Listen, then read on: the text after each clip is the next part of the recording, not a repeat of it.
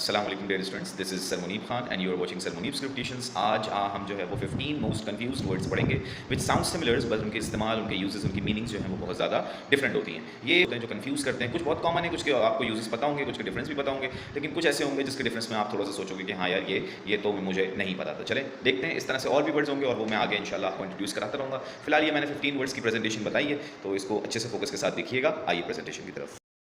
जी, तो हमारे पास जो फर्स्ट पेयर है उसमें है देयर, देयर एंड देयर। सबकी प्रोनाउंसिएशन ऑलमोस्ट सेम है। मैं ये नहीं कह रहा हूँ 100% सेम है, थोड़ा सा इसमें फ़र्क होता है। देयर, देयर और देयर, तो थोड़ा सा फ़र्क है, बट यूजुअली सेम प्रोनाउंस किए जाते हैं। THEIR देयर जो है ये हम तब इस्तेमाल करते हैं जब हम बोलना चाह रहे होते हैं उन लोगों का, उन सब का। जैसे उनकी परफॉर्मेंस अच्छी नहीं थी, their performance was not so well.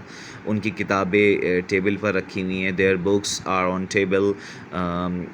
इस तरह से they are not interested in their work, तो तब इस्तेमाल होगा, यानी उन लोगों से जब हम बिलोंग करेंगे ना कुछ को। उसके अलावा THERE देयर जो होता है इसका मतलब होता है वहाँ पर। जैसे ये हेयर का अपोजिट है, यहाँ और वहाँ।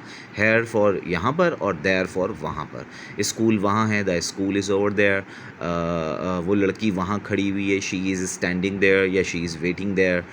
और the third one is there, वो भी देयर ही पढ़ा जाता है, बट वो कॉम्बिनेशन है टू वर्ड्स का, they are studying, they're studying. Second हमारे पास पेयर है योर एंड योर। फर्स्ट वही है योर जो बिलोंग्स टू यू, जैसे this is your pencil, this is your cup of tea, this is your business. और second है यू और आर का कॉम्बिनेशन योर। फिर है इट्स और इट्स। इसमें भी इट्स जो है इसका मतलब है बिलोंगिंग टू इट, जैसे कि the dog wrapped its tail. और सेकंड है इट इज़ गोइंग नाइस। फिर है TO2 TOO और फिर नंबर वाला टू तो लोग खैर इसमें क्या कंफ्यूज होंगे, बट TO2 और TOO के इस्तेमाल में लोग कंफ्यूज होते हैं। तो TO2 का जो यूज़ होता है वो किसी चीज़ की डायरेक्शन को मेंशन करने के लिए हो रहा होता है, या फिर इन्फिनेटिव के इस्तेमाल के साथ लगता है। जैसे मैं बोलना चाहूँ I am going to London, the gift is from mister Munib to mister Ali. तो यहाँ पे डायरेक्शन शो हो रही है, इसलिए टू लग रहा है। कौन सा टू? TO वाला टू। उसके अलावा इन्फिनेटिव यूज़ होता है, इन्फिनेटिव के अंदर भी हम टू का इस्तेमाल करते हैं। जैसे I want to study, I want to teach, I want to learn. तो जब मैं वॉन्ट के बाद वर्ब इस्तेमाल कर रहा हूँ तो मैं इन्फिनेटिव यूज़ कर रहा हूँ, तो इसमें टू लगेगा। ये TO वाला टू हो गया। अब TOO वाला जो टू है ये हम इस्तेमाल करते हैं ऑल्सो और वेरी के साउंड में। मिसाल के तौर पर आई लव यू टू इसमें यूज़ होता है, इसका मतलब जो है वो ये है कि मैं भी। और I can teach biology too, मैं बायोलॉजी भी पढ़ा सकता हूँ, इस वक्त ये ऑल्सो साउंड कर रहा है। उसके अलावा टू का इस्तेमाल हम वेरी यानी कि क्वांटिटी को बताने के लिए भी करते हैं। जैसे this is too expensive, this is too noisy, my video is too interesting, या my video is not too interesting, इस तरह भी हो सकता है। तो ये तो हो गया भाई TO2 और TOO का यूज़। उसके बाद जो हमारे पास पेयर है वो है THEN देन और THAN देन। दोनों की इनकी प्रोनाउंसिएशंस बिल्कुल सेम है, 100% सेम है, कोई फ़र्क नहीं है इसमें।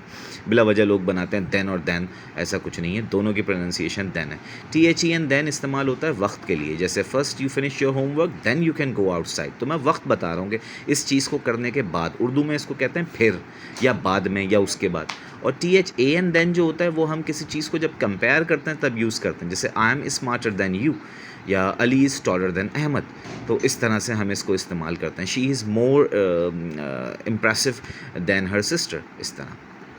फिर है एक्सेप्ट और एक्सेप्ट। इसमें भी लोग बिला वजह प्रोनाउंसिएशन में कंफ्यूज होते हैं या करने की कोशिश करते हैं। दोनों को भाई एक्सेप्ट ही प्रोनाउंस करते हैं। अंग्रेज़ AC वाला जो एक्सेप्ट है इसका मतलब होता है रिसीव करना, जैसे this gift is from me, please accept it. तो इस वक्त मैं कहना चाह रहा हूँ कि आप इसको रिसीव कर लीजिए। और EX वाला जो एक्सेप्ट है उसका मतलब होता है एक्सक्लूड करना, इसके अलावा anybody can come except Ali. फिर है AF वाला इफ़ेक्ट और फिर है EF वाला इफ़ेक्ट। एक जो इफ़ेक्ट है वो वर्ब है ए वाला, ये 100% पॉजिटिव नेगेटिव दोनों में चलता है। इसमें कोई ऐसी लॉजिक नहीं है कि ए वाला बैड इफ़ेक्ट्स के लिए शो होता है या ई वाला पॉजिटिव इफ़ेक्ट्स के लिए, ऐसा कुछ नहीं है भाई। एक वर्ब है, दूसरा नाउन है, सिंपल। बारिश ने मुझे मुतासर किया, द रेन अफेक्टेड मी, ए वाला इफ़ेक्ट लगाऊंगा, ई वाला नहीं लगाऊंगा। दूसरा जुमला है बारिश के अच्छे असरात थे, the rain had good effects या बैड इफ़ेक्ट्स। यहाँ पर जो है मैं वाला इफ़ेक्ट लगा रहा हूँ क्योंकि इस वक्त मैं असरात नाउन बोल रहा हूँ ना, मैं कोई वर्ब थोड़ी बता रहा हूँ। ठीक है। तो जब हम वर्ब में बोलना चाहेंगे तो फिर ए वाला इफेक्ट, और जब हम नाउन बोलना चाहेंगे तो ई वाला। उसके बाद है लूज़ और लूज़। इनकी प्रोनाउंसिएशन में थोड़ा सा फ़र्क है। डबल ओ की वजह से वो डबल सिलेबल साउंड होता है, दो वॉवल की आवाज़ निकालना पड़ती है, तो एक लूज़ है और एक लूज़, उसमें थोड़ा सा लूज़ आता है। अच्छा, बहरहाल L O S E loose जो है इसका मतलब होता है कहीं किसी चीज़ को भूल जाना या हार जाना, वहाँ यूज़ हो रहा होता है। और L double O S E loose जो है इसका मतलब है नॉट टाइट, जैसे माई शर्ट इज़ लूज़ या डोंट लूज़ द कीज़। दोनों में ये फ़र्क है मामूली से।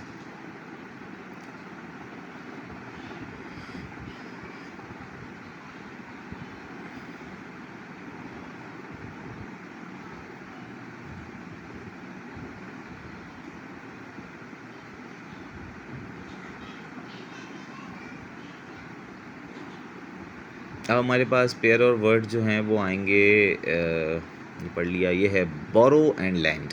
ये तो दोनों ही अलग हैं, इनकी सेम प्रोनाउंसिएशंस तो नहीं है, ना ही सेम साउंड करते हैं, बट ये दोनों में अक्सर बच्चे कंफ्यूज हो जाते हैं। बोरो का मतलब होता है किसी शख्स से थोड़ी देर के लिए उधार देना, तो बोरो मतलब उधार लेना। और जब हम LEND यूज़ कर रहे होते हैं तो इसका मतलब होता है उधार देना। अच्छा, मैं भी कंफ्यूज हो गया। तो बहरहाल बोरो का मतलब होता है किसी से थोड़ी देर के लिए कोई चीज़ ले लेना उधार के तौर पर, जैसे कि मैं आई बोरो योर पेंसिल। और लैंड का मतलब होता है उधार देना। क्वाइट और क्वाइट, इसकी भी प्रोनाउंसिएशन में थोड़ा फ़र्क है, लेकिन इसकी प्रोनाउंसिएशन डिफरेंट है। ऐसा नहीं है कि आप उसको जो है ना वो बिल्कुल सेम कह दो। एक है क्वाइट और एक है क्वाइट।